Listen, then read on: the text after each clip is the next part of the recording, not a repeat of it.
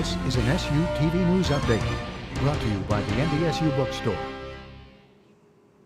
Clean air and good fun go hand in hand, something the Minnesota State Fair plans to acknowledge. Beginning this summer, designated smoking areas will be added to the 320-acre fairground plan. Smoking was previously only banned inside buildings and in entertainment seating areas. This policy follows an incident last year when a 2-year-old girl was accidentally poked in the eye with a burning cigarette.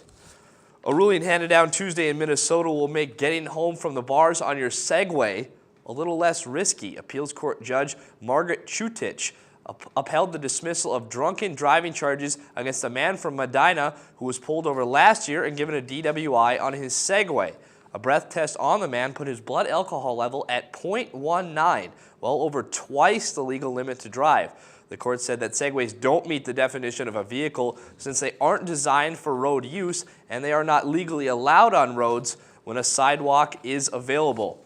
The Bison women's basketball team will reach the midway point of conference play tonight when they travel to Omaha, Nebraska. A split at home in conference play last week gave NDSU a 3-4 record in the Summit League. Taking a look at the standings, you can see the Bison currently sit 6th, but a very tight race. South Dakota State on top at 6-1, their first loss coming last weekend, but a very close race on the women's side. On the men's side, the Bison sit first in a tie with Western Illinois. The Bison suffering their loss at Western Illinois last weekend.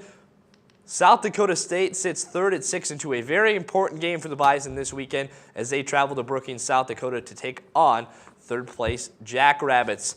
Taking a look at the 3-day forecast weather now, you can see today the temperature's a little bit higher, but that wind is going to be about 15 to 20 miles an hour, so it might not feel any warmer outside. And as we get past the noon hour, we get a chance of snow, that increasing as we go to bed tonight. Tomorrow, another cold one.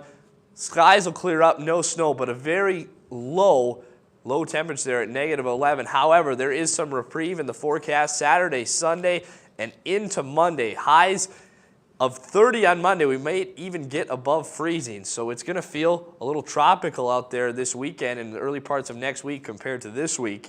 However, as we get into the middle parts of next week, we get another chance of snow and those temperatures start to cool down once again. This has been an SUTV News Update brought to you by the NDSU Bookstore.